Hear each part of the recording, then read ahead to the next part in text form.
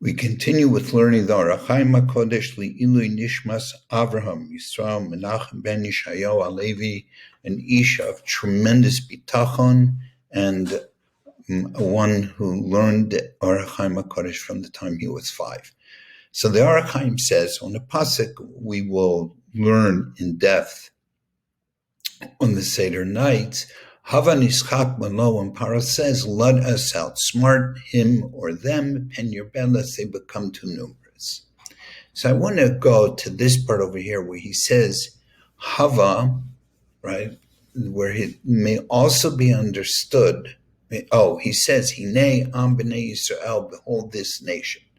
So he says, Hine am doesn't just mean behold this nation, it means Hine, this here people. They are a people different from any other. Every other nation is an amalgamation of a number of different people. Not so the Jewish people. They are monolithic, like a single block. When Paro added the words, not just they keep themselves different, they're different, they don't change.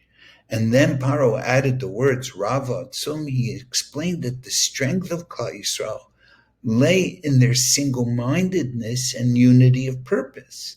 So because of this, it doesn't matter how few there are, they're danger. They're so single-minded what they want. And so therefore, that's why they are a danger for us. And this is why his whole strategy was to take away a sense of unity and to be able to break their single-mindedness, so that they're not focused.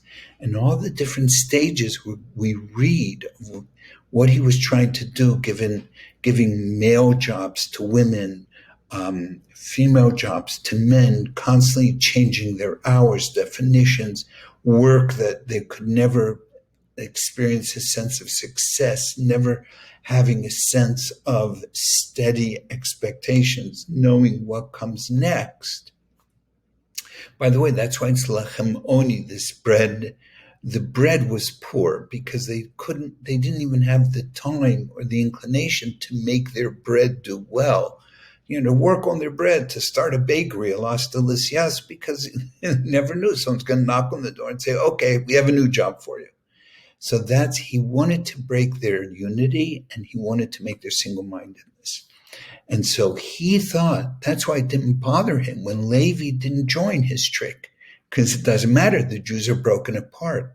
What he didn't understand was that the single-mindedness of Levi and the unity of Levi would be enough to help us maintain our integrity and eventually earn redemption.